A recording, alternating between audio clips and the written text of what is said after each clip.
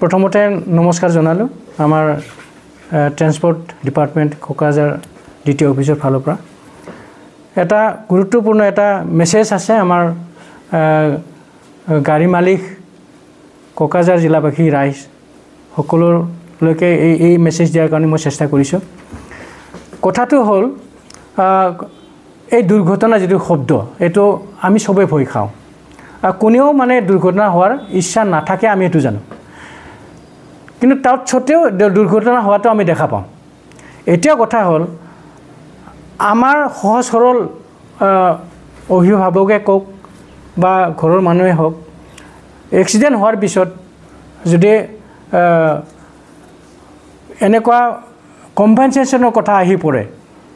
তালৈকে আমাৰ মানুহ বেছি চিন্তা নকৰে মানুহ মৰি গ'ল এই দুখত থাকে কিন্তু এটা কথা আমি আমাৰ ফালৰ পৰা এটো কোৱাটো উচিত হ'ব যে এনেকুৱা দুৰ্ঘটনা হোৱাৰ পিছত সৰকাৰীভাৱে কিন্তু কম্পেনসেশন দিয়াৰ ব্যৱস্থা কৰি ৰাখিছে সেইখিনি আমাৰ ৰাইজসকলে জানিব লাগে প্ৰথম কথা হ'ল বিভিন্ন আছে এনেকুৱা প্ৰথমতে মই হিট এণ্ড ৰানৰ কথাটো কম hit and run case hit and run এনেকে দুৰ্ঘটনাগ্ৰস্ত এনেকা দুৰ্ঘটনাত কোনোবা যদি মৃত্যু হয় বা তেনেকুৱা যদি কোনোবা সিৰিয়াসলি ইনজুৰ্ড হয় তেওঁলোকৰ কাৰণে সৰকাৰী ভাৱে আৰ্থিক সাহায্য দিয়াৰ এটা ব্যৱস্থা আছে যাৰ কাৰণে অসম চৰকাৰে ডিস্ট্ৰিক্ট লেভেল কমিটি এটা বনাই থৈ দিছে আৰু এই ডিস্ট্ৰিক্ট লেভেল কমিটিত মাননীয় আমাৰ ডিস্ট্ৰিক্ট কমিশনাৰ চেয়াৰম্যান আৰু ন্যাশনাল ইন্স্যুৰেন্স হেৰিয়াৰ ব্ৰাঞ্চ মেনেজাৰ হ'ল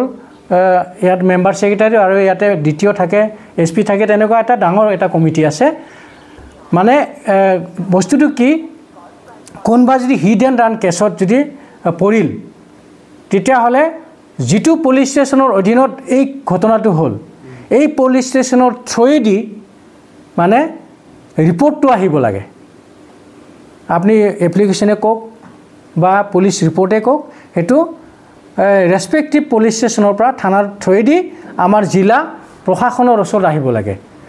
জিলা প্ৰশাসনত আমাৰ আজিৰ তাৰিখত জিলা প্ৰশাসন বুলি ক'লে মই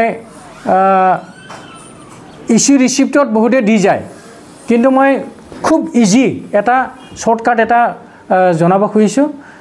এই ইস্যু ৰিসিপ্টত দিয়াৰ আগতে আমাৰ এডিসি এডিসি আমাৰ আজিৰ তাৰিখত মাননীয় জিতুৰাজ গগৈ তেওঁ এটো চাই তেওঁক মানে একবাৰ দেখুৱাটো ভাল আৰু নহলে জিতু তেওঁলোকে এপ্লিকেশন দিলে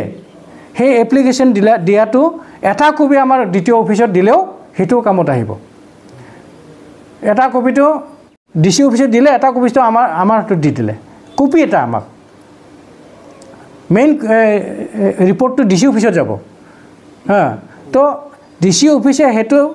ৰিপৰ্ট আৰু এপ্লিকেশনটো পালে আমাৰ ইয়াতে ডিস্ট্ৰিক্ট লেভেল কমিটিত মিটিং হ'ব এই মিটিঙত যদি হেতু এপ্ৰুভ হৈ যায় পুলিশৰ ৰিপৰ্টৰ ভিত্তিত এই এপ্লিকেশনটো চালি জাৰি চোৱা হ'ব তাত যদি এপ্ৰুভ হৈ যায় এটো লগে লগে এই কম্পেনসেশনটো পাব আৰু কম্পেনসেশনটো এনেকুৱা যদি ফেটাল এক্সিডেন্ট হয় তাৰমানে মৰে যদি দুৰ্ঘটনাত মৰে তেতিয়াহলে সিধা 2 লাখ টকা পাব আৰু যদি সিৰিয়াস ইনজুৰি হয় তেতিয়াহলে এই 50,000 টকা পাব গতিকে আমাৰ ৰাইজে হেতু এই সুবিধা গ্ৰহণ কৰিব লাগে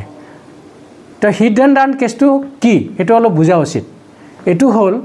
যেতিয়া দুৰ্ঘটনাগ্ৰস্ত হ'ল দুৰ্ঘটনা হোৱাৰ পিছত যিখন গাড়ীয়ে এক্সিডেন্ট কৰিলে সেইখন গাড়ী যদি বিচাৰি নাপায় মানে হেতু এক্সিডেন্ট কৰি পেলাই পলাল এইখন গাড়ীৰ কোনো সংসূত্ৰ নাপালে এইখন গাড়ীৰ নাম্বাৰ নাপাল ইয়াৰ কোনো ডিটেইলছ নাপাল হৰেছ মানুহটো মৰি গ'ল এনেকুৱা দুৰ্ঘটনাটো হিট এণ্ড ৰান কেছ বুলি কোৱা হয় কিন্তু ধৰি লওক এক্সিডেন্ট এটা হ'ল জুনে খুন্দিয়ালে এইখন গাড়ীৰো নাম্বাৰ পালো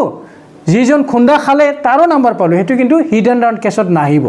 তেতিয়া ইয়াৰ কাৰণেও কম্পেনসেশন ব্যৱস্থা আছে এটো আমাৰ এমএসসিটি কেছত গুচি যাব কিন্তু পোৱাটো পাবই আৰু তেনে ক্ষেত্ৰত আৰু এই কম্পেনসেশনটো আৰু বেছিহে হয় এমএসসিটি যেটো সিদ্ধান্ত লয় নিয়মতে হেমতে তেওঁ পাবই হেতু কিন্তু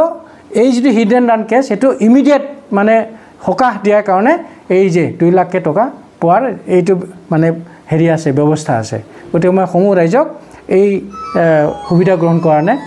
মানে অনুৰোধ কৰিলোঁ। ধন্যবাদ।